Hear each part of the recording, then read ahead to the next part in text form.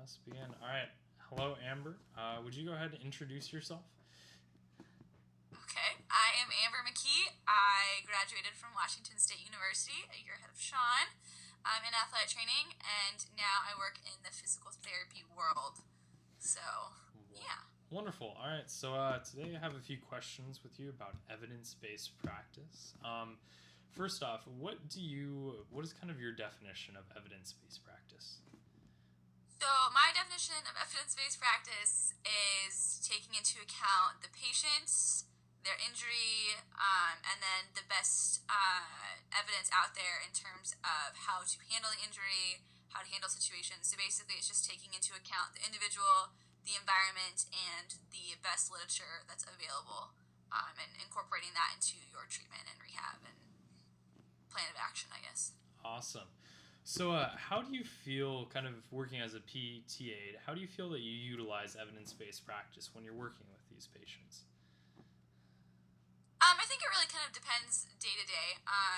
A lot of the people that I work with put a lot of emphasis on evidence based practice, so that's something that we do a lot. Is we're really pushed to take whatever patient profile we have and really try to find the best evidence on the treatment that we're doing. It's pretty easy to stay very stagnant, and the 10 reps, 3 sets, squats, whatever, and that might show some results. Like, that might not be wrong, but there could be a lot of some cool new evidence out there that I haven't heard of or I haven't looked up that could potentially be better for my patient. So I think it's really important, and we utilize it a lot. It's very strongly pushed. So yeah, I think I answered the question. Maybe You I did. didn't. Did I? Okay.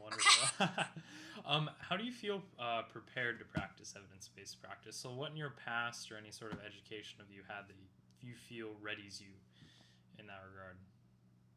I think just having an undergrad, it was really strongly pushed in a lot of our classes. We had a lot of articles to read. I worked with a lot of physicians or athletic trainers that required me to look up different treatments and different patient profiles and recovery times and prognosis and all those different things. And I think just getting very familiar with the process. Research is very daunting.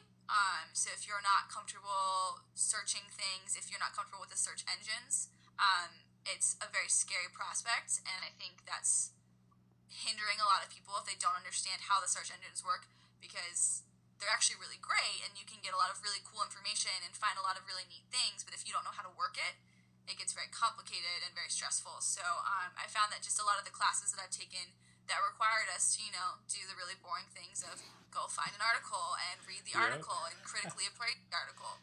Hated all those assignments, love them in real life. So I just kind of that extra step at the end of, okay, so you have an article that talks about TKA rehab, with a certain type of intervention.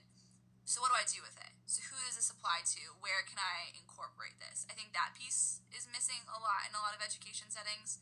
The, okay, I have it, I have the info. Now what do I do with it?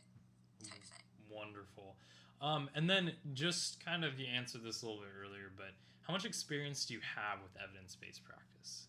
But you're talking about how you worked with physicians and prognosis, and how you work in the PT clinic. But how do you feel that you've evolved with using evidence-based practice throughout your time? I think it's definitely still a work in progress as of now. Because I'm so young in the profession, I still am mostly going off of kind of what I've been taught. So my treatments and my I don't know, I guess the way I view injuries, rehab, things like that is still a lot more based on what my professors taught me and what I was taught to expect out of undergraduate and grad school. But I'm definitely trying to incorporate it more, taking what I'm reading and actually utilizing it. But so my experience is a little iffy. I've definitely tried to incorporate it a little bit more, but I mean, you have to take into account that that's one study.